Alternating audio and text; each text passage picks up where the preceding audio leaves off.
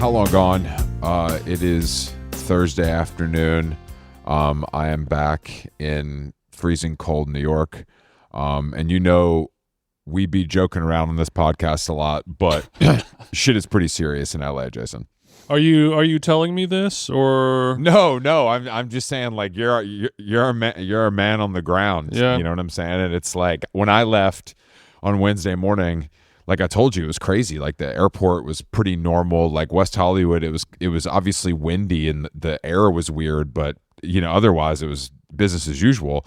And that has since changed since I left. Yeah. Well, so you took off Wednesday morning. Yes. The plane was fine. Like there was no delay, no delays, no takeoff, no problems no at turbulence. all. No problems at all. I mean, there was some turbulence. Oh, that's good. There was some turbulence, but it wasn't. You know what I mean? It wasn't like enough. You've had worse to brace. You know what I'm saying? Yeah, it wasn't that crazy.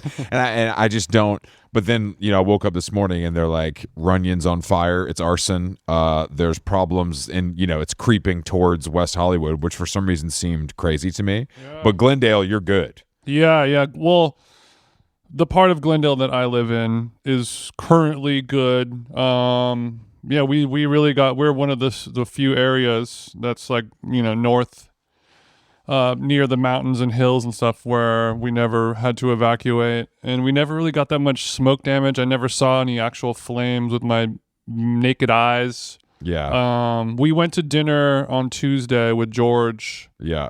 At Daichan, delicious Studio City, delicious meal. Carolyn Polachek's favorite Japanese restaurant. And when I was driving home from Studio City, I could see like the orange glow of the Altadena fires in the distance, but I never really, so like, and the way the wind was blowing all the smoke, we never had any smoke, we never had any ash, and never even smelled bad. Now that the winds have died down, it smells really bad, and the air quality is low in like Pasadena, Altadena is really fucked up. So yeah, there's not really much you can do other than stay inside your house and drink water. Podcast. You can stay inside. Try to pod your way through it. You can pod your way through it. You can post Joan Didion quotes about the Santa Ana winds on Instagram. All the helpful stuff that people are doing. But if you're, I mean, if you're logged on at all, there's plenty of places to donate money and food and water, etc. It's pretty clear if you look, which is pretty important. I mean, yeah, I can't imagine what this is going to do to LA. Like I don't know if I don't know how you recover from this. Like if my house burns down, I'm leaving and never coming back. Right.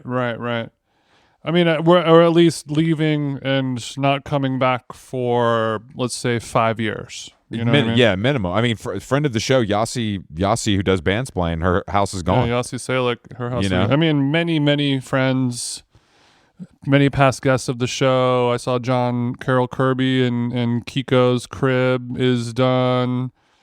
Just so many friends who have lost homes or have been displaced. It's a weird fucking time in LA, and I'm very grateful that we got lucky. Yeah, no, I'm glad you're good. I know Tim Heidecker had to evacuate because he living a little higher up on the hill. Yeah. Mark Maron and I on the flats did not have to, but Mark did evacuate. Mark is the kind of guy who would evacuate without being told to. You know what I mean? Don't you know what I'm saying? And I'm the kind of guy who's going to stick around a little too long after we've been told. I read some anecdote where a guy was like in the Palisades and the news person was interviewing him and they could like see flames and he was like, well, I'm waiting on my Amazon Fresh delivery to get here. No. So I can't leave. I swear to God. No. He's like, it's a $300.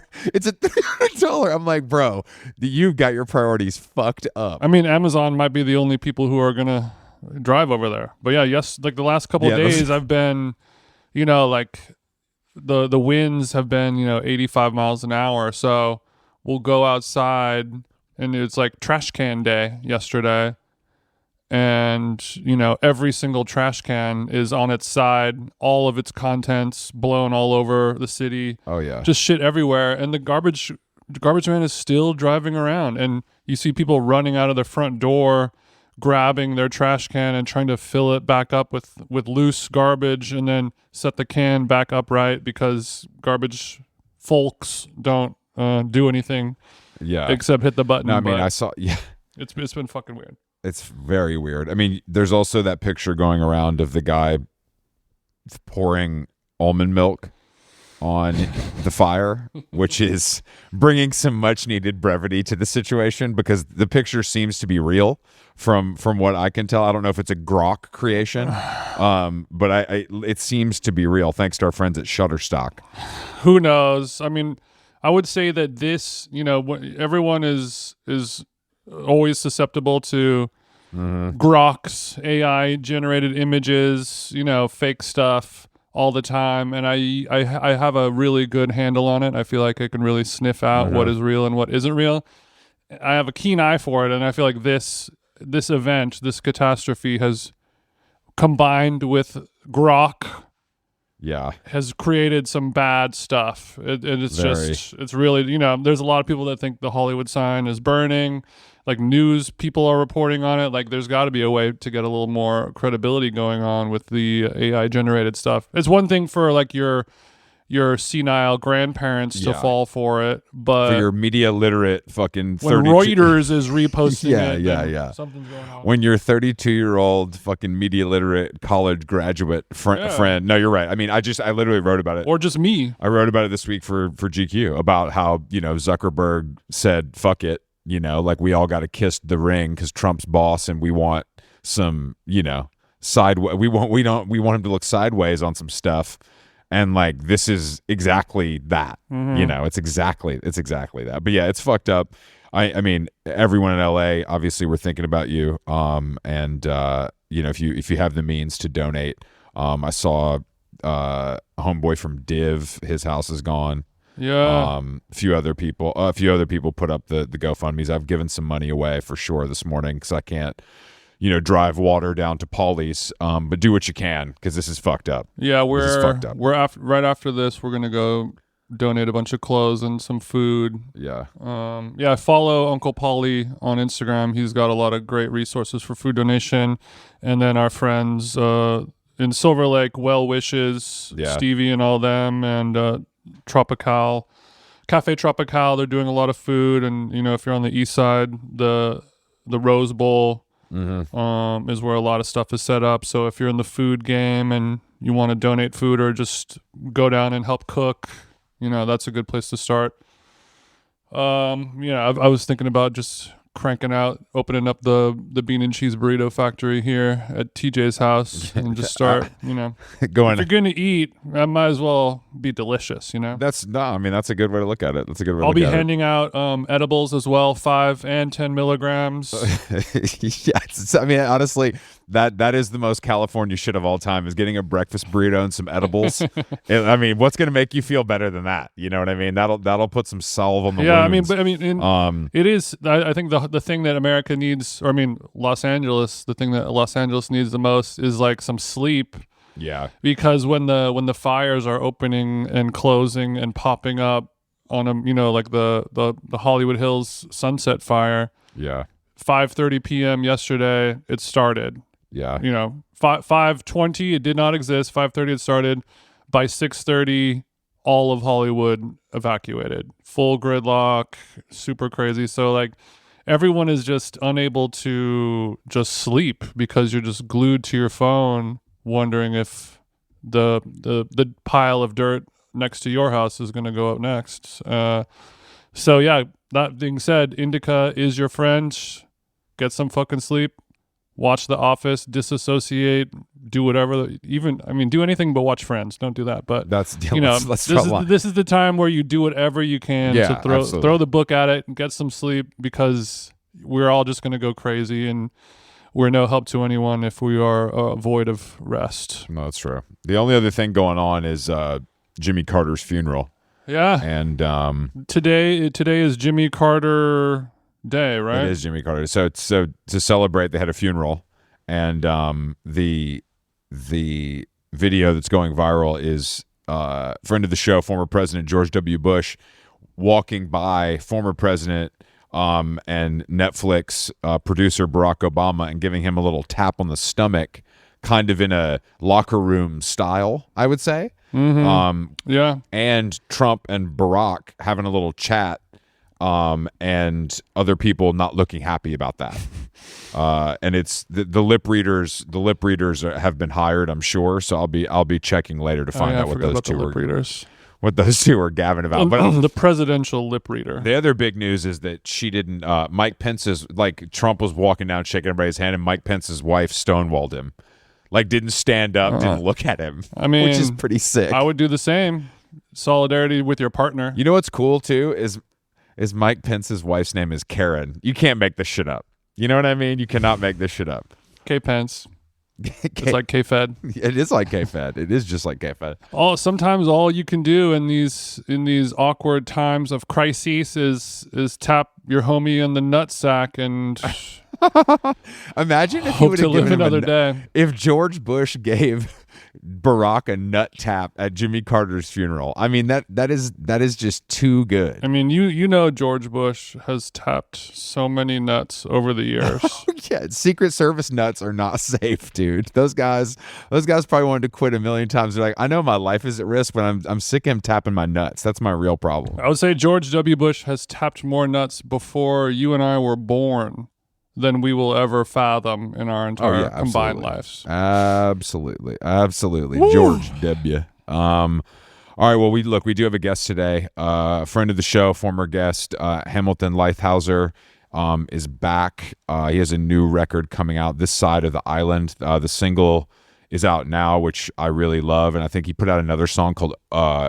Knockin' Heart maybe yesterday when he announced the album. Okay. Hopefully he's ready to talk about fire for the next hour. Well, I mean, we can talk about gentrifying Brooklyn or something that feels more local. You know what I'm saying? We don't have to limit it to the problems in California. Okay. It feels less local, you mean? Yes. More global. Okay. Sounds good. Yep. Let's give Hammy a ham jingle. Are you in LA? Jason is. I'm back in New York. Jesus, how are you doing? Not great, but what neighborhood are you in? I'm in Glendale. Yeah, so you're sort of in the middle? Yeah, we're kind of I'm kind of in the middle between the seven fires. The in the shape of a pentagram. The center of it pentagram is my house. Right. But yeah. Luckily, I was talking to our friend George from the 1975 and I was like, "Wow, he lives in Studio City." So he's like, he couldn't be further from the two ends. He's like in the center of LA, and he's like, yeah, it feels so great to be sandwiched in between two blazing infernos. It's super awesome. Yeah, so where you want to be, exactly where you want to be. He's far away from the fire, but he's also backed into a corner as well. It's tough. I know some people that have lost their entire house. I mean, I'm sure everybody does, but yeah, it's wild. I would say half of my friends have lost their house in the last 12 hours. I mean, I know of like 4. Yeah. I mean, it's the video that shocked me the most was the Palisades video where the mall was still standing because Rick Caruso spent so much money on like fire protection. But I didn't know there was that level of fire protection available. Like, what is that? Is that Illuminati? Yeah, that shit's amazing. Like, what? Yeah, I want to know man. what the technology is. Get me some of that. Yeah, I don't know. Not my house. Well, I think people will build like sprinkler systems, but for the outdoors. On certain types of private property. No, it's the mister. It's all the misters at like the country clubs, and like the fancy schools. Yeah, it's all the places have like mist you can walk through. It's a more powerful version of the Tommy Bahama Bar and Grill misters. I would say. Right. Rick Caruso's got money for something a little better than that, a little stronger stream. Yeah, it's days like these where old Rick doesn't sound half bad. Am I right, Chris? No, I'm saying. I mean, I do wonder what is because they interviewed the mayor on TV and they were literally like, she just didn't say anything. She just didn't answer the questions. It's fucking crazy. Well, I mean, dude, it's I was looking at the because now I have the app for air quality ever since we had that smoke day in Brooklyn. Yeah. And the worst place I saw was like Glendale or something like that. At the time, I was looking at the map and it said it was at 357 particles. Anything over 100 is like considered dangerous. But we had a night here where it was 650 and like Delhi, India was like 250 and it was 650 here. And Eric Adams had literally said literally nothing at that point. I found out from my friend in Texas who said, "Hey, what's going on up there?" That's so and I was funny. like, "Holy shit!" Eric maybe I should put Adams' the official statement filters was, "Damn, bro." Yeah. yeah, That's oh, crazy. Shit, that sucks. Yeah. I didn't know. I was talking to my brother who lives in Echo Park, and he said that he left because the air. He has the same app, and he pulled it up, and it said where you're standing is 389. Yeah, And yeah. he's like, I didn't even know it goes above 500. Like after 500 is like death. Yeah, I mean, 650 was really bad. It was like Yeah, you're smoking a crazy. cigarette if you walked out of my house. Yes, yeah, 650. Yeah. Yeah, I mean, and also I don't- everyone listening, check on your smokers in LA. It's been tough. It's been tough out there. you can't. Yeah. You can't. It's you can't. Now is not the time to step outside. Every flick of your butt could mean disaster. gotta be careful. know? So I would say if we're gonna smoke, make sure we do it indoors. Well, my okay? my friend in Laurel Canyon says that all the neighbors have they see somebody smoking, they're like, "You put that fucking cigarette out, right?" You know, Yeah. like, They're they sending the all- coyotes they take over. it- They don't joke around. Yeah, they don't joke around. Yeah. Yeah, I'm waiting for the statewide mandate where everyone is on a vape Right. Yeah. kind of Yeah. a vape only Mandatory vape. Temporary order. ordinance. It'll be lifted in about 10 days or so, but everyone just vape until then. Yeah. I was talking to Rylan this morning, and that's what he said, Jason, too. He was like, "This ain't campfire smoke. This is like chemicals and carpet. Like it's not like you have to remember what this is coming from. Yeah, It's- what's it's- burning? Yeah, I mean, what the hell is in all those houses? You know? Yeah, this is 100-year-old house. May or may not have black, brown, and purple mold in there. And there's 20,000 of them that lit up in one day. Yeah, No, it's yeah. Fucked up. It is wild. fucked up, man. It's crazy. Luckily, we're in a cashless society now, so all the Chase banks in the Palisades, it was mostly just, envelopes and things like that, right? Yeah. Sure. Yeah. Yeah. They didn't list the deposit Engineered slips. countertops. Yeah. Exactly. Those The those can- engineered countertops. Yeah. those can survive. Yeah, I mean, I'm Hamilton. I'm sorry that we're your How Long Gone appearance and the announcement of your new record and great new single is falling on a day of mourning for us. Well, there's always something, right? There's always something. There's bad news. There's bad news every day. that's Yeah. honestly true. That really is. It is true. not a No, bad it's totally album title for you moving forward. Just saying. true. Yeah, right. Something Next when you're really feeling upbeat, you know what I mean? You can just kind of go with that name. You can go with that There's name. no shortage of bad news, man. Jesus. Well, we were talking about Jimmy Carter's funeral, which has provided some brevity today because the presidents are all hamming it up. No pun intended. That's how you know it's bad when a funeral provided some brevity for you. Yeah. A lighthearted note. Yeah. Luckily, we've got a funeral to look forward to later. There's a video of George W. Bush walking by, like kind of scooting by Barack to sit next to him in the pew, and he gives him a kind of a stomach tap. You know what I'm saying? Like a locker room style. I haven't seen it. It's Yeah. very cool is the thing. It's kind of like it's like a sunning Mm-hmm. a little bit, like Uh-huh. little bro, but it's also like classic guys slapping towels, butts kind of stuff. Yeah, he's you know? definitely a guy's guy, right? Yeah. I can see that. Yeah, really I was is- thinking like when a guy like that does something like that, on the world stage, everyone, 1,000 cameras on you. What word do you think he's thinking while he gives him he wants to give him a nut tap, but he can't, so he has to hit him in the, Definitely. and is he calling him calling him queer bait? It's like some what kind is of he- name yeah, like how, that. How bad is it? Yeah, how bad does it go? You're right. Queer bait I feel feels like- right for me in this instance. I feel like George W. Bush has words from a time that we weren't alive for that he's able to pull from. Some kind of like no, not like Sleepy Joe. some 50s style burns that we're not capable of understanding. Yeah, I'll bet. His greatest quote is that hot mic thing at the Trump inauguration where he said that was some weird shit after the American Carnage So speech. good. It's so good.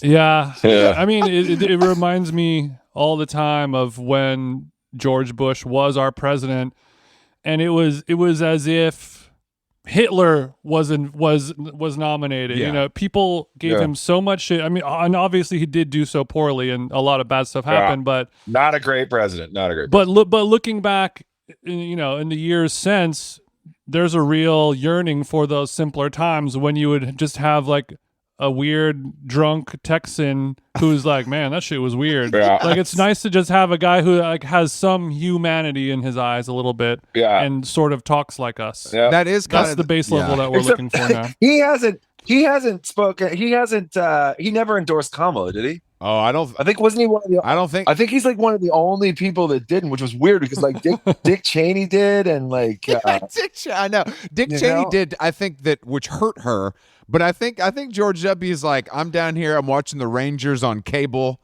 Leave me alone. Yeah, I guess he just wasn't paying attention. Speaking of sports, I would like to think that George W. He had a little money riding on it, and that's why he didn't endorse Kamala. That's very possible. He had $3,000 tied up, and he wasn't about to lose that. It's like He said, Kamala who? Yeah, I need some more painting supplies. I got to get this money up. I got to get this money. His paintings are good. Yeah. Remember when Dick Cheney shot his hunting partner? So cool. So Do you one of the remember coolest that things scene that's where ever the guy's happened. like, Dick, fuck Dick, you shot me, Dick. You shot me, Dick. Fucking Echoing. shit, Dick. I think I saw Dick in the movie theaters just because I wanted to see that particular scene play out on the big screen. That movie was actually not bad. I remember it getting killed. Oh, I never saw that. Who was it? Christian Bale or something? Yeah, Bale does it all. I think it got destroyed. I think maybe he did a great job, but then the director sort of ruined it or something like that. That's maybe what I read. I mean, it was kind of it was a little bit like his performance didn't match the direction. You know what I'm saying? Like the direction was popcorn and Christian Bale was Christian Bale. You know, so I think there's a little problem there. Disconnect. Yeah. Do not Google Dick movie, by the way, guys. Sorry, go ahead. You were saying something?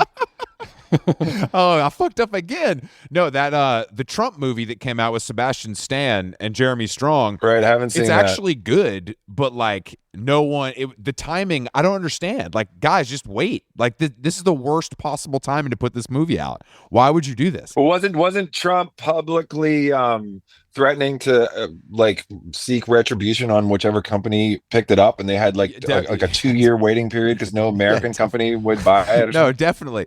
I think there is something else at play, but I just feel like I think some people thought it showed him in like a positive light, which I don't think it did. I think it just showed him. You know what I mean? Right. Yeah. I don't know. I haven't seen it. I'd like to. I think that's one of those movies where if they were just released it on Netflix, the entire world would watch. It would have hundreds of millions of streams. But the fact that it was paywalled, be it at home or in the theaters, everyone's like, I don't want to pay money for that. What's fucked up is he like. I'll watch that shit on the airplane though, like a motherfucker. Sebastian Stan won a Golden Globe last week for like doing for another movie, and he in his speech he like brought up the Trump movie because they're so pissed that no one saw it.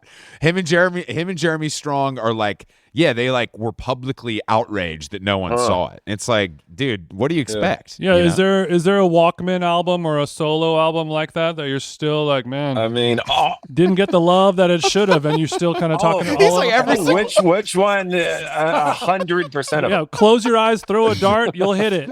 every fucking song I've ever written. He's like, I'm a fucking genius, and no one's ever called me that. What do you mean? It's for the heads though. The real heads will find it eventually once we've all passed. The real one. Well, what have you been what have you been doing for 8 years besides the Walkmen reunion? Just raising a family, remodeling a house? Actually, both of the above. And I have scored several movies. Actually, I got another one coming out that's going to debut at South by Southwest. I've scored a lot of podcasts. I did Pete Buttigieg's podcast. I did wait, hold on, roll back, hold on. Yep. So I've done 3 movies now. I did one series and 2 movies. Okay, hold on. Let's start Hammy's staying busy. I like this. I don't stop, man. Let's start with Buttigieg. Yeah. Did he reach out directly, or was this through a production? Do you have a relationship? Through a relationship with the production company. Yeah. Okay. But they, I wrote the song on spec, I think, or maybe I can't remember how that one went. But it's the theme for the deciding decade with Pete Buttigieg. Check it out. Okay, and then when that happens, do they just say like, "Hey, man, love your stuff. Just send over some things and we'll do it," or do they have very specific instructions on what they want? Honestly, it's completely different every single time. Every single Really? deal, different. Yeah. I also have I sing the theme song in this new Apple series that's going to come out soon. It's going to be really big. It's called Your Friends and Neighbors. It's starring Okay. Jon Hamm and Amanda Pete. That it's good. I've seen like 6 episodes, and it's a good show. Okay. That's one I can Jon recommend. Hamm and I'm Amanda bullish on Peet Ham. is a winning. I love Amanda Pete. They call him Ham too. It's the first time I've ever been in a situation where they say Ham. There's I'm two just like, hams. yeah? Two hams. They're not talking to me. That's the first in my life. That's Yeah. cool. Okay. All right. So this show you wrote the theme song. You're singing too, I assume. It's not just like I wrote music. it with this other dude. Yeah. I'm singing. Yeah. Okay. Yeah. And but with like Pete, are there vocals on that with the podcast, or is that just music? No, that's all. That rarely those theme songs have and scoring. That's what I Rarely they always like ask for singing, but then all of a sudden it's like dialogue in a scene. People are always like, "Yeah, put some vocals in." Then all of a sudden, like my voice comes in. It's like, who the hell? It's like somebody entered the scene. I don't You know, want it's just like, vocals on my that doesn't work. podcast intro theme song. No, you don't. Just- No, you don't. You want to talk. You don't need somebody else. It's singing. weird. I've never thought about it. But With you're right. with Pete, did they give you a prompt, or did they say we want you to cook and do whatever you please? Honestly, I can't remember, but it was something along the lines of maybe somebody sent me a couple tracks they liked or something like that. People do that sometimes. Mm-hmm. Like some of your music that they like. Yeah, no. No, they're like, no. So here's this David Bowie song. Can you do this? Yeah, Prince or some shit. Yeah, but I do like hip hop and shit too. I did Ava Longoria's. So Ava Longoria needs a podcast song. You pull out the 808 and the MPC. Fuck yeah, man. Yeah, I got those congas right What? there. Yeah, congas. The bongos, A lot okay. of time. And Oh, the the bongos down there. Yeah. Yeah, this is my room. This is where I do everything right in here. I got all my shit right here. I got my Rolling Stones poster. So you can when you can do everything you need to do as far as scoring and stuff like that from that room. Yeah, I mean, I play everything you see here. I'm very like amateur on the strings, and I can't play any brass. So like I hire my friend to come over and play the trumpets and shit. But otherwise, I do everything else. Yeah. We always got that trumpet friend on speed dial. I know how it feels. Oh, yeah. I know how it So feels. because usually most people are like, I'm gonna do, the kind of spec stuff, jingle writing, commercial production stuff until I become a successful touring musician, and then I won't have to. Right. You never stopped, Yeah. and I think that's really cool. It's a good balance of editorial and commercial. It's a fun like exercise, honestly. When somebody comes to you and they say, "Here's the scene in the movie that needs to be done. We need like we need a scary moment. We need like or we need a funny thing." And you write like comedy kind of. Actually, I did that recently in one of the movies I just did is like a sort of like a comedy, and I did like sort of buffoon clown music, and it was like, but it sounds sort of cool. But it was actually that was like the best track was when I was trying to make the guys on the screen look really stupid, and it worked, and it was. I don't know. I love that, man. Yeah, That's I fun. mean, it's only going to sharpen your sword as an overall musician when you have those prompts that you would never get. That song, "This Side of the Island," that I put out like a month ago, that was for the first of the 2 movies I did. It was a track that I did for that movie, and I liked the way it went, so I turned it into that song. Oh, so okay, so you're saying they didn't use it, and you were like, all right, I'll take it back. No, actually, I think they did use it, but I own the publishing, so I'm allowed to do whatever I want with We it. call that a double dip. I changed the key and the tempo too, so no, yeah, double dipping. Yeah, exactly. Not you putting your glasses in your mouth when you tell us you own the publishing. Yeah, exactly. Yeah. Mr. Scrooge over here with the publishing. Okay, that Yeah, sounds right. like you're doing a little acting work as well, Hamilton, behind Yeah. and in front of the camera.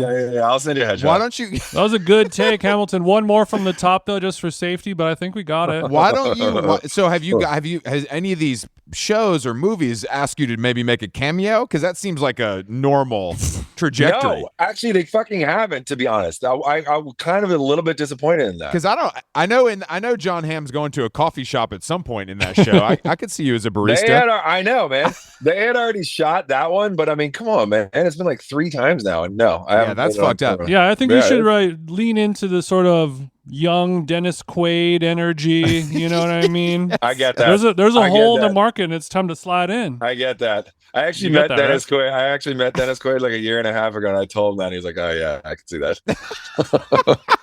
He's like, "Hey, smell my finger. You'll never be the Quaid." You know what he gave me? He gave me a vape pen.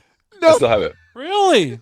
Does he have his own brand of proprietary vape? No, he said it was like his friends or something, but I still have it upstairs in a drawer somewhere. I like you, kid. Take a vape pen. Root beer. Wait, Dennis.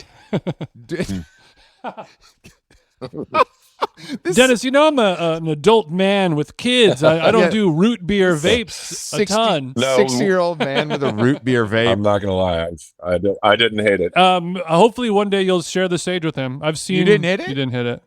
I've seen his band play before. It's like Dennis Quaid and the Destroyers or something like that. Oh, I didn't know you had that. I didn't know he had that either. I think that it's not full MAGA, but it has maybe like 3 out of 12 songs involved. Yeah, oh man, really? That's tough. Blue Lives Matter and Quaid, making America great Quaid again. went pretty Blue Lives Matter in general, didn't he? I have no idea. Is that true? I think he went a little more Black Guys Don't Matter. Okay, You know what I mean? sure, That kind of vibe. sure. Yeah. This is just us, Hamilton. It's not you. I didn't. Where did you? I don't want you to be misquoted. Did you meet in the press? Did you meet Quaid at like a film festival or something? Yep. Yeah. Yeah. That's what I feel like. I feel like film festivals are a real mixing pot of people that you might not encounter otherwise. Oh yeah, definitely. Yeah. It's a weird scene. So does that mean you're going to go to Cannes and Sundance and all these things now that you're? I ain't been there yet. My other documentary debuted at Cannes, but my invitation was lost in the mail, I guess. That's crazy, bro. You got to tell Eshak to start hammering these motherfuckers. Yeah, shit, man. I need screen time. I need invites. I mean, the list goes on. on. If you don't get the invite, just book a show. Maybe book a DJ set in Aspen around the same time, and you're like, I'm there. Shit. If you guys need me, I'll be there. Would love a DJ set in Park City during Sundance. I'm going to be there anyway. So if you guys don't mind if I come by, I did score the movie. Yeah, Hamilton in the parking lot. Anyone got tickets? Need tickets? Tickets to the Cannes Film Festival. Anybody got tickets?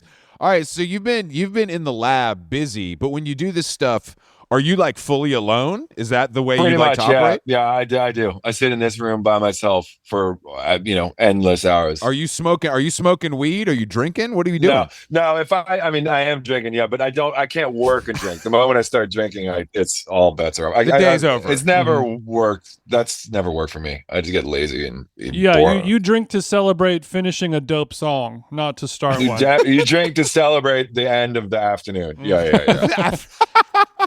Hey, okay, got it. Being alive is a gift that needs to be celebrated. Yeah, but you drink before you go on stage if you're playing a show, though. Yes. Okay, yes. That's different. Okay, that's a different story. Yes. I'm just trying to understand your rules and regulations. No, I just can't. It's fun. Drinking is a social. Drinking or should be a social.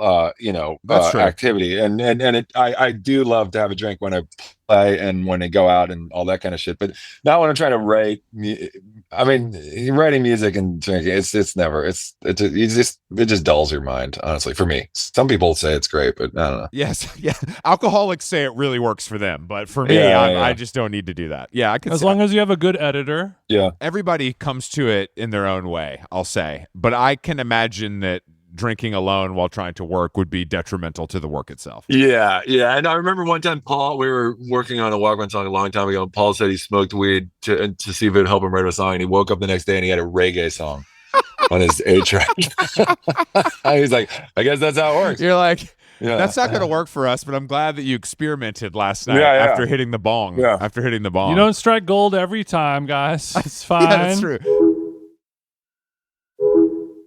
Because last time we talked to you, it was around the Walkman reunion. How do you feel about it? How did it go? It was awesome. I loved it. It was so much more successful than we ever thought it would be. And it went on for a long time, and I was kind of ready to get this record out that I'm about to put out. And so this did get sort of. So has this record been done for a while? Has this record been done for a while? I finished it in July, I think. Okay. Actually, annoyingly, this is sort of like a quick turnaround. I've been told. Yeah. But for a guy, I just have to sit on my. I mean, luckily, I had a bunch of other projects to work on. But yeah, I'm ready to have it out, man. So that ended at the right time. But I just wonder, because I feel like you guys did it right and it was successful, and it's such an interesting twist in the music business that this has become. The reunion thing has become a full business in itself. Is it really? I mean, I didn't even know that. Well, I just mean there are bands like like that never like there are weird, obscure like screamo and hardcore bands that never made any money, played in kitchens, and now are selling out reunion tours 20 years later. And it's just it's fascinating that you can have such a resurgence I remember so when far after the fact. You guys, it's a little different. We opened for the Pixies the first time they reunited and in Chicago. Yeah. And I remember somebody saying that the last time they had played in Chicago, they had sold 2,200 tickets. And this time they sold 22,000 tickets in 10 seconds. Like that. Yeah, that's a great illustration of that. That was a while ago now, but yeah, I mean, that worked for them. Yeah. I mean, it was great. It was, we had been touring for so long. It's one of it was good. It was the best thing we could do is to take a big break, and it worked out. You guys got it. You guys get along. Yeah. Oh, we're all great friends. Yeah. That's what I thought. That's the other thing that I think is different because I think a lot of people are not great friends after a certain point. I mean, I think if we had been together in a van for the last 12 years, I don't know if I'd be saying the exact same thing, but that's why we did it. Yeah. Of course. But also, I think when you guys play your reunion shows, the amount of energy that you expel and give to the crowd is a lot different than a lot of the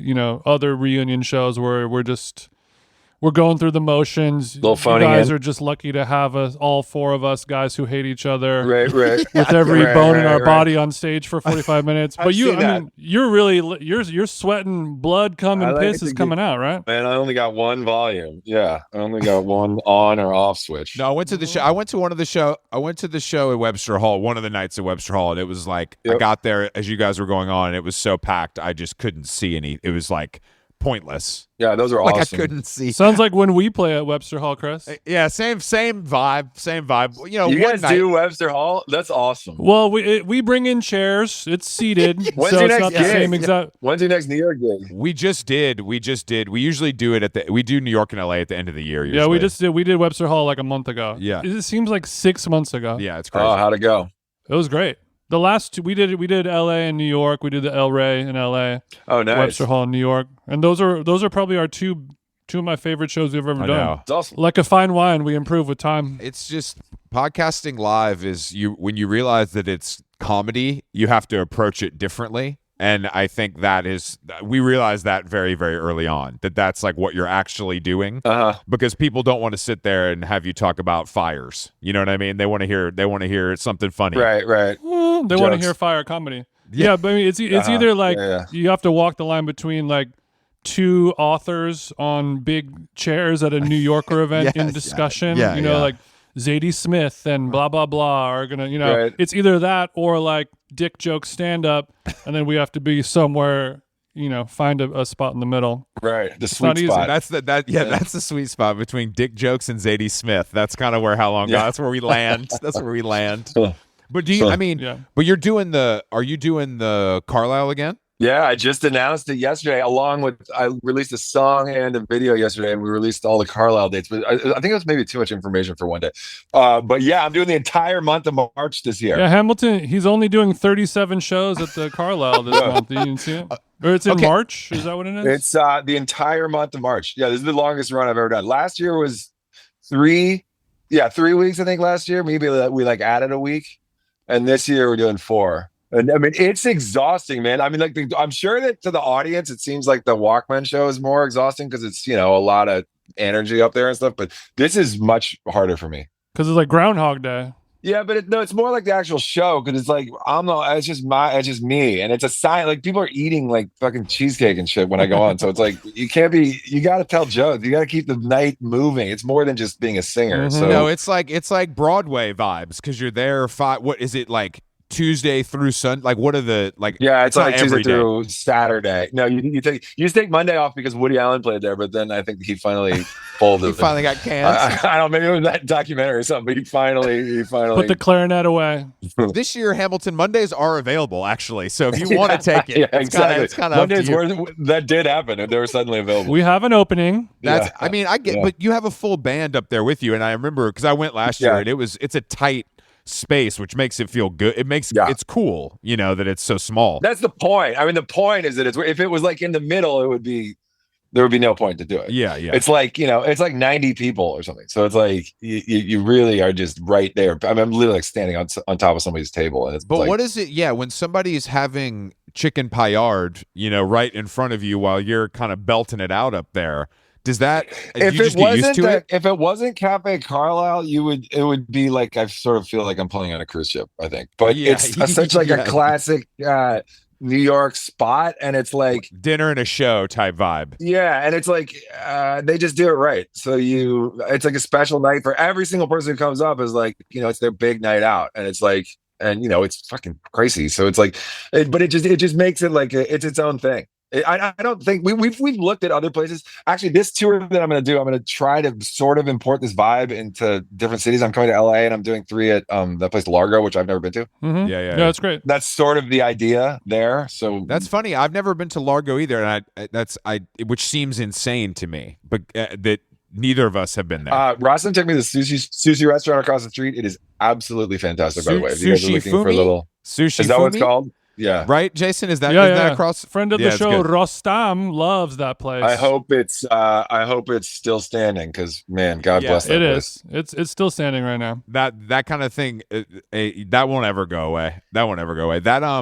Largo is legendary. I've never been. Jason, you went a lot when you were younger, right? Yeah, when it was a different location. When it was on Fairfax by John and Vinny's. Oh, I didn't realize it had moved. Yeah, it moved. That's when it was like the 90s hub for like John Bryan, Elliott Smith, Fred Arm, like all the stand-up, Janine Garofalo, David Cross. It seems like they do a lot of stand-up still. Like when I looked at the bill, they were telling me about it, and it looks like they still do a lot of stand-up. Yeah, Mark Maron has a show there where he does music and comedy. Like he'll do a stand-up set and then right. So we're just trying to go for a different place than playing at like whatever the El Rey. Yeah. And Katie Waxahachie just did a show there last weekend. She did the birthday. Oh, really? Cool. Yeah, she did the birthday thing where they.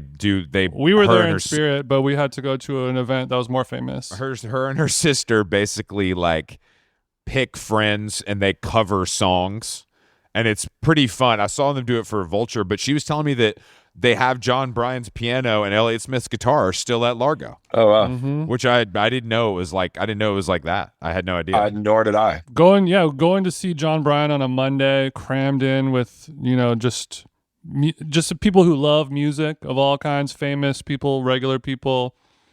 Really crazy special vibe. Shit like that doesn't happen anymore. It was sick. Yeah. And it would be like 2 drink minimum, free to get in kind of thing. Right. That's what I always tell my friends at the Carlyle. I'm like, dude, I can get you in the door, but once you're in the door, you're at their mercy, and it's like yeah, but I've found like when we did our show at the Carlyle, I noticed that it almost didn't matter. Well, you guys did it there too? We did the same. We did Cafe Carlyle. We did the same thing. How many weeks do you do? We did one night. It's more of how many minutes we did. Look, we're still an emerging act, Ham. Come on, take it easy on us.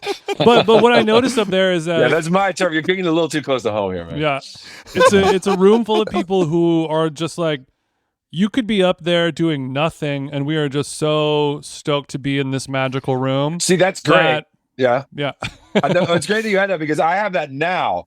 But my first year I was there, it was like at least 60% for the first 5 nights, 60% of people who had just bought a ticket for the show at the Carlyle. And then I fucking come out there and I'm not like, it's witchcraft, and like, yeah.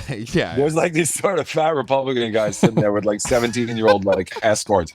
And I got like heckled by this dude and stuff. I mean, it was you got heckled at Cafe Carlyle.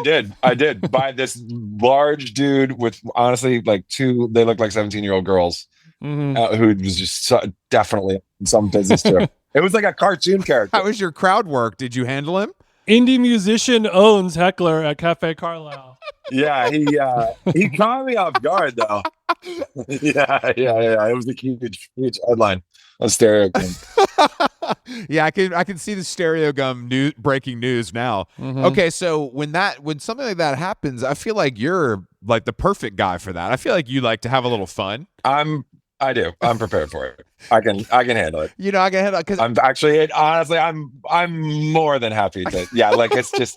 In fact, I encourage you to try. Lights up my day. Yeah, I mean, I wish you would. Was this guy wasted or was it pretty coherent? It looked like it. I mean, I just don't remember it all that well because this was like 8 years ago. This is my 7th time, and it was we skipped a year because of COVID. So this is like 8 years ago.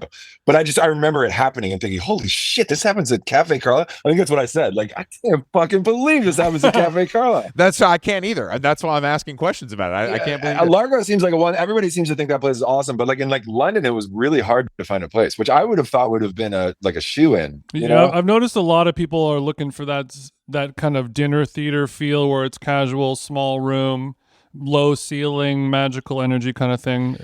People are really yearning for that. Well, when it's right, it's right. When it's wrong, I think you're playing in like a Cinnabon, and that's just like not fun for anyone. That's not going to be great. Aside from the smell, it's awful. Well, I wanted to ask you how, if at all, your life or career has changed now that they started playing your song on football games. Wait, which one? What? I've heard the Rat on like major sporting event games. Oh, I mean, that started a long time ago. We used to be the theme for Major League Baseball. Like, what? How long ago? Oh, yeah. Like that was 20 years ago. Yeah, you could. We were all Major League Baseball was the Rat for a while. All right, Seven Nation Army, go off. Oh yeah, I've been at NFL.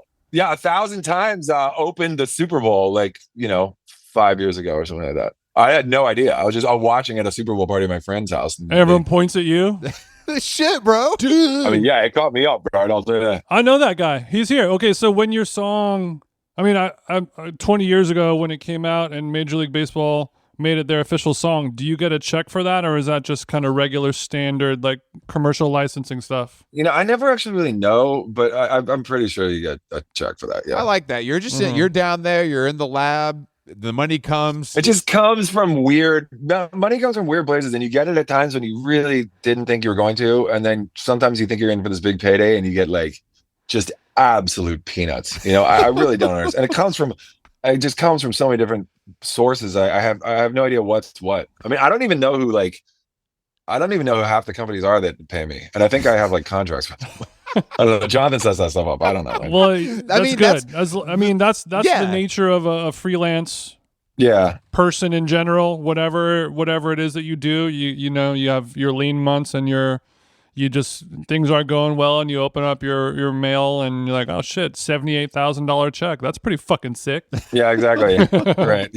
Or whatever, adjust for inflation, whatever. Yeah, it's not like that. Yeah. No, but I think it is downward for inflation because it's people. There's a lot of people in your position that pay too much attention to the stuff that doesn't really matter. There's always the guy in the band who's like looking at the P&L a little too closely, and it's like, we got 3 people to do this shit. It bro. is not. If you're sticking to that P&L, you are in the wrong business, man. That's what I can tell you. I was always fascinated with that. There'd be a guy in the band, the drummer who thinks he's the lawyer, the manager, the booking agent. It's like, bro, like, we got people for this. Just play the fucking drums. Relax. Trying to 1099 the sound guy in Albuquerque. Just relax, bro. It's all good. Like, we got this thing figured out. Well, I mean, it's easier to say that when the checks are coming in.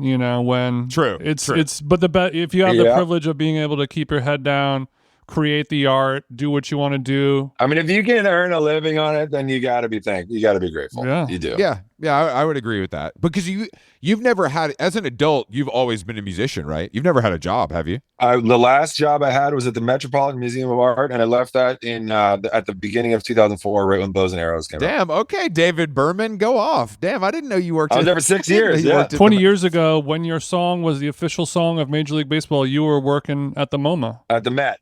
Oh, sorry, at the Met. Yeah. Wait, David Berman and Stephen Malcolmus worked at the MoMA. They worked at they worked at the Guggenheim. Okay. I didn't know this, but did you see that there's like I think the Guggenheim. I think that's right. So these New York institutions groom these young male musicians is kind of what it's starting to sound like. There's this amazing post. I reposted it, but it's like on the museum stationery, and it's like this little drawing that says Slanted and Enchanted. And David Berman gave that to Malcolmus, and that's how he named the album. Oh, really? Oh, shit. Yeah. I love that name. That's a good record title. Great name. Yeah. Great name. Yeah, what did you do? What did you do at the museum? I worked on the timeline of art history, which is still up on their website. It was an early web feature that they did that was very sort of academic and and it was like very new. Like we had like a dial-up internet connection and stuff like that. Oh, wow. And now it's all fancy and stuff. It looks better, but it's like a big collection of the museum highlights, and the curators all wrote essays about like pieces in the museum. It was actually a pretty cool job. Okay. That is pretty. Yeah, that is good. Did you study art or did you just get the job? Yeah, I studied art at NYU. Yeah. I mean, I started at the bottom, and then they got Started this grant to do the museum. I started as like a assistant to like a administrator kind of thing, but then when they got this grant to do this job, I somehow got in on the little team, and there's only like 4 of us on the team, and then this new project started. So I just kind of got there at the right time for an interesting job. Otherwise, I would have been stuck at like the security desk or something. Sure. Mm-hmm. That's a great first job, Cleaning the shitter? especially in New York. I mean, I figured I might. Yeah, it's better than being a bartender in the Lower East Side. yeah. I never did that, but I sort of feel like I missed a stepping stone there, because like all my friends have war stories about that. But I mean, I guess I spend enough time in bars anyhow, so that's not really a problem. You're like, I can come here without working. It doesn't matter. I don't You're need a to work junior while- deputy bartender. Yeah, I'll say that. yeah. It's like we'll I've give definitely you like snuck behind the bar before. Yeah. I could see you being into home mixology, or you're just pouring whiskey neat like a TV show. It's more that kind of shit. Yeah. Are you using ice cubes, or are we going full neat? I always like it on the rocks. I do. I always like everything on the rocks. I like single malt scotch on the rocks. Mhm, You're okay. mhm. I Which like is frowned I like upon. this for you, Yeah. but it also seems like that's for somebody approximately 30 to 40 years older than you to be the kind of Is it? go to. You know what else I like? Is oaked Chardonnay, which is like grandma on a cruise ship What? stuff. Like I asked for that in like a cute little Brooklyn wine store. I was like, "You have any oaked Chardonnay?" They're like, the you hear like a needle wine scratched glass off the vinyl. Yeah. I'm sorry, I'm not familiar. Okay, so with you this. have twisted taste. You're one interesting chica in I'm terms like of the great generation. I'm like that. Yeah. Like in my late 80s kind of. but you stand by your undesirable habits, and I think that's I think I'm consistent. Yeah. yeah. I love it when people like what they like, and they're like, hey, this is what I like. That's what I like. Here's why. This is just who I am. Versus like, I don't know. Can somebody Yeah, explain it's to me like what is different about this Chardonnay? Oak Chardonnay is California makes a lot of great oak Chardonnay. Chardonnay is usually known as sort of a sweeter wine, although Yeah. I would say that I would like a drier Chardonnay, which would be like sort of a contradiction in terms, but that's how I describe it. And oaked would be, it has the flavor of like, it's sort of like a buttery flavor. And I guess if you're a wine snob, it's like saying I like to eat like Big Macs or something like that, I guess. It's like it's like bumper bowling or version of wine drinking. It's like maybe. the bored housewife Okay. who Right. doesn't have any taste in anything. Like, I Yeah, like this Okay. buttery. I mean, chard. I know that Chardonnay has that kind of stink on it, but I didn't know what the oak is what you're saying, right? OAK. Yeah. OAKED. Oh, oaked. So like okay. it has You've been it has oaked, been bitch. oaked. Yeah.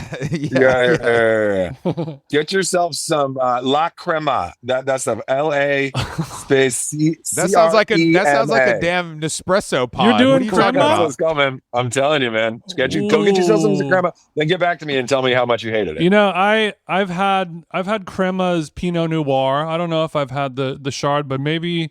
I mean, this is. Tonight's as good a night as any. I'm not a Crema hater.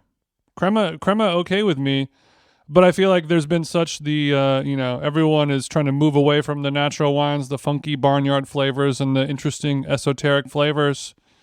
I like the idea of going whole hog on a La Crema for $19 that you pick up at Rite Aid. There you go. It goes Yeah. down nice and smooth, brother. Yeah, Shaw's. Yeah, totally. man. Yeah, you really developed your taste. I can tell. You've tried it all and you found what you liked and you just stuck to it. Have you become a cigar guy at all, Hamilton? I have. I mean, I was for actually, to be honest, I smoked cigars for a very, very long time. And then about like 6 years, my older daughter has gotten it into her head that smoking cigarettes or smoking cigars is like the same as shooting heroin or something like that. So she came out, it was my birthday and I fired up a cigar in the backyard and she came out and like, she still lectures me about it to this day. So I can't Damn. smoke them around her. She really, I don't know. It's something that's just in her crawl. How old is she?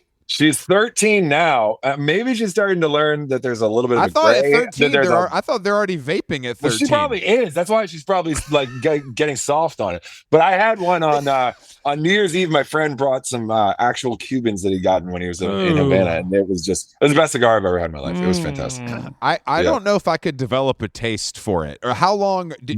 How long did it take you to develop the taste? Oh, I used to smoke Swisher Sweets when I was 14 years old in Washington, D.C. You're saying without marijuana in them? It was just no. We smoked the Swisher Sweets it was two 240s of St. Ides was $3, and Swisher Sweet was 50 cents, and you could get 5 Swisher Sweets for $2.50. So it was like about $5.50. You walk out with a full night in your pocket. Just for inflation, it's about $12-13. Still very affordable. Yeah. But when I walk by or when I smoke or smell a Swisher Sweet, it smells delicious. Oh, when I walk by somebody smoking a cigar, it can have a lot more of an off-putting odor. You know what I mean? So I feel I mean, they can I don't even know if we can call a yeah. Swisher. There can be like an elephant house smell to it, yeah. But I mean, I used to love those like black and mild. The thing about like a black and mild is you really wake up the next day at like our age and you just feel like shit. You could have had so many drinks, and that one cigar just puts you into another universe. I don't know if I was always turned off by the plastic tip. Yeah. Have you tried it? You a pussy? Yeah. I've never smoked a black and mild. Check out a black and mild, man. Really? That gnarly little tip. You start sucking on that thing. I don't know. You can't chew on that thing. I'm getting hungry. I'm getting hungry right now. Hammy want to smoke you. So it sounds like you need to stop hanging out with your family, or at least your eldest daughter, because it seems like you're a cool guy who smokes, and I want to keep that going. Yeah. I do love it. I don't. But you wouldn't have a black and mild. You wouldn't have the rare black and mild now. Do I have one right here? You're like, does your daughter listen to How Long Gone? This is my little drawer of private items in here. Do I have one in here? Private items. Yeah. Oh wait, this is a little secret butt bag. plug, black and mild. What else we got in here? Ooh, pack of Parleys. Okay. You know that is Parliament Lights. Yeah. Oh yeah. Classic Parliament Light. When you when you can't get that bridge, you go outside. What is that? Is that a black and mild? Oh my god! No, that's the vape pen. No, it's not. That's a vape. Oh, that's the vape. Okay. Okay. So you have some cool stuff in here. Oh yeah. I've got some other stuff that I'm not gonna put on there too. Okay. Sure. Okay. So I can imagine. What is your 13-year-old daughter listening to musically, and are you trying to influence that at all? She likes. I got her. A friend pulled incredible strings for me and got me Chapel Roan tickets for her. That's big. And it was like I was the dad of the fucking millennium, and then she canceled the night before, which which weirdly was a night that we played at Forest Hills with Idols, and she was supposed to be there the next night. So we were standing in Forest Hill Stadium when she got the news that Chapel Roan had canceled. Oh. So that was a big blow for her. But yeah, I guess she likes Chapel Roan. I guess they like Sabrina Carpenter. Yeah. Yeah. That's, I mean, I don't even know. I like Chapel Roan. I can't get Sabrina Carpenter I don't get it. I don't know if I've heard Sabrina Carpenter, but maybe it's one of those things that like you can't be alive without having heard. She got hits, man. She got earworms. You've heard it if you've gone to a grocery store. Right. Yeah. You know what I'm saying? Okay, it's like that. So it's like that kind of thing. Right. Yeah. It's that kind of thing. It's like the new tale. I listen in Pilates. That is nice to get. That's a nice. Because she must know that you have some music business connections. She does now. I got her SZA. I got her backstage SZA, and that changed her life because she brought some friends, and that catapulted her to like the top of her like social scene. And so are you hanging out? But are any of her friends' parents people you know professionally? Or are they all just local Brooklyn? Okay. No, just local. Yeah. I didn't know if you had any. Because I feel not like really. I mean, honestly, all the musicians are gone. I mean, like almost all musicians live in like LA and like Nashville and like Montreal and stuff. It's like New York just does not have that many musicians left in it that I know. Which I guess is good for you. I mean, I don't know. Well, it means I don't have any friends. I've got a lot of friends, but I just don't have any like music friends here anymore. Which is a little weird. It's not like when you live in Nashville and you're like, oh, we need call up this guy at 4 a.m. and he'll come lay down that pedal steel first. Yeah, exactly. Whatever. Or like in LA, you go to a restaurant, you run into like it just feels like kind of like what it used to in New York a long time ago. Like it's just like everybody. Rick Rubin makes a call, and whoever you want is at your studio in 45 minutes. Yeah. That being said, when are you going to move to LA, Hamilton? Obviously, not a great week. No, today's not a great real estate prices are going to drop. This might be a time to get in on the ground floor. I feel like I don't know how it's going to recover, man. That's bad. That's real bad. And it's not great timing for the whole state economy. It's tough. Yeah. Shaking things up. I'm worried about it. I love the place, and I'm worried. I mean, that's bad, man. I like when like almost lifelong New Yorkers like LA. I feel like sometimes people don't get it. I love it. I know, I do too. Yeah, when I was younger, we hit it on a bad spot, and so we would either be on staying in a motel on the Sunset Strip, and then or going to some like incredibly like gauche party in like the Hollywood Hills, and it was like that kind of stuff was fun, but it was also just like so slimy, and you sort of got like a bad vibe on it. But then as I got older and I sort of discovered the middle class and sort of our generation moving there, and Silver Lake, Echo Park, don't call Rostam middle class. He's rich. We all know it.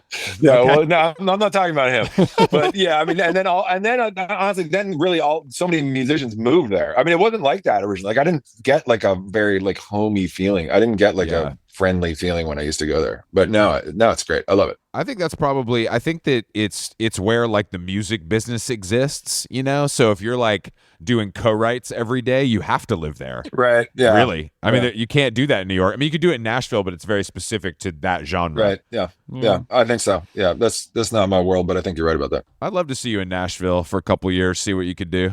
I love country music. I love country music too, but for some reason Nashville doesn't feel like that anymore to me. Nashville feels like a I don't know, it feels like a white girl podcast more than it feels like country music, kind of. And I don't know how that has changed. I mean, that has changed almost more than any other city since I started going. I mean, that used to be like a podunk town that you pull into and there's no cars on the street, and like totally. It was like a real small tour stop for like a rock band. I mean, I guess there's always a music city, but at least for us, we didn't do well there. But I mean, it would be like a small concert and all that stuff. And now it's like one of the hot spots, and like it's like hard to get a parking space. Yeah. All these hot pink cyber trucks taking up the road down there. It's everything up. That's why I say that though, is because it's like a bachelorette party, like booze crawl. I know what you mean. Yeah, I think there's a lot of that. I'll bet it drives a lot of the locals crazy. There's so a much call her daddy element to it that didn't exist there. It's the Laughlin of the South, perhaps. Yeah, yeah. I mean, I know that it's charming, but when you're from the South, I don't know, it doesn't feel authentic anymore the way that some places still do. Yeah, I can see that. I mean, now the prices have gone up like tenfold. I know that. My wife's family is from there, so I know they all like, move around and sell houses and stuff like that. Sounds like a great person to be married to. Yeah. They move around. They sell. Yeah. Whatever. Everyone's always talking about how like the real estate's gotten so expensive and stuff, Hey, what? I mean, I have a friend, my friend Jake from high school. He moved down there like after living in New York for a long time and just like became a successful real estate agent. And now I watch him just fucking all day long. And it's like the prices are higher than they were, but compared to where we live, it's like they're giving it away. You know? Yeah. Well, now that everyone's home in Los Angeles has been decimated, I know, right? They're all going to go to like Texas or something, right? Well, yeah. Where are we all going to move? Where do you guys think we're all going to move to? Elon Musk. I heard Paulie said Rogan. Colorado. Colorado's going to get a lot of people. Yeah, Colorado. I could see Colorado is 300 days of sun a year. Once you get used to elevation, it's good. I mean, Carson City, isn't that the place? Isn't that like that's where all the San Franciscans went? Yeah. I think people will go to Texas. I mean, Texas, the thing is, it's like pretty warm and it's tax free. Right. So, it's in the middle, which is nice if you have to travel. Yeah. But once you live in Texas, then you live in Texas, which is the downside. Yeah, but I mean, Vegas is warm and tax free, and I would rather live anywhere in Texas than Las Vegas. I could not do Las Vegas. No way. I would live in Houston or Dallas before I would live in Las Vegas for sure. I would like to live in Las Vegas for like 1 year. Florida. I'm not above Florida. Being paid for like a cool document. Maybe I'll do that one day. I'll leave my family and friends and live in Las Vegas for 1 year. See if I survive. Las Vegas. Yeah. And leave Las Vegas. That movie's coming out soon. It's called Showgirls. It's directed by Gia Coppola. I didn't know you were in it. I didn't realize you had kind of taken a turn there. I have been wanting to smoke indoors, so this does. No, Florida. Florida gets a bad rap. I mean, I understand why, but Marco Rubio is going to die eventually. It's fine. It's fine. Florida's it's fine. Florida's gone in the wrong direction. Orlando will rise again. Yeah, I don't know. We had a terrible experience last time. We went down there during the pandemic, and a very generous friend of mine lent us their house in Palm Beach, which was not a Palm Beach mansion, but was a perfectly nice house with a pool and all that shit. And this is just to be clear, it was fine. It was fine. Fine. No, but it's not like one of those ones on the island. No, anyhow, course. This is a true nasty story. I mean, it's a true nasty story, and I'm going to tell you because this really fucking pissed me off. One day we go out to dinner and we were sitting at this picnic table outside, and of course it was like nobody's vaccinated, and so nobody's socially distancing. They're all in this bar, like grinding up all over each other. And these two white dudes walk out they're like sort of yuppie dressed. They're not like your Florida man in his singlet and his like mustache and his black and mild or something like that, you know? Yeah, sure. And they not look you. they look right up at my little girls, who were at the time probably 9 and 6, and they looked right in the little girl's eye and they said, "Hey girls, you know what? Black people suck." What? And I said, literally, it was like one of those things so shocking that you're in hindsight, I stand up and I grab the dude and I beat his fucking brains in. Right. And then we all looked up. My little girl looks up and he looks right in her eye and he goes, "Yeah, black people suck." And then the other guy grabbed them, like, and they sort of like bang a little lap and sort of scamper off together across the street. And all I could say was like, "Get out of here!" Like that's just that's the only thing that came to mind, dude. That's actually insane. It was like that's insane. And they were like sort of adults. well-dressed kind of adults, and I wasn't like teenagers playing prank, and it wasn't sort of your nasty Florida man that you're expecting to say something like that. Wow. That is, and I was like, that's wild, especially in Palm Beach. Like, you're not in Tampa. Yeah, it was. I don't know. Since that time, that was our last night there, and I was glad it was our last. I was about to say that'll turn you. That'll turn you. You're going to go back to New York and never return. Yeah. All right, Hamilton. Thank you for joining us. So that's a lovely light note to end on. Thank you for that nasty story. Thank you for that nasty story. I can only imagine, how you replayed that scene in your head multiple times afterwards. I mean, yeah, and I'm just like the hero, but unfortunately, that's not how it went. Yeah, I would sit there in shock for 5 seconds and then go, "Get out of here!" The same way that you did. Well, the thing about Florida is those guys have guns, and that's what you have to remember. That's the other thing. Every single person is like Zimmerman walking around. They got heat. Standing his ground with his like fucking Desert Eagle. They're all standing their ground with a machine gun and an F-250. No, thanks for joining us. All right, boys. My pleasure being here. March 7th, my record. March 7th. This side of the island, March 7th. It's going to change the world. And that's the reggae record, this side of the island? Yeah, man. Pleasure seeing you guys. Take it easy.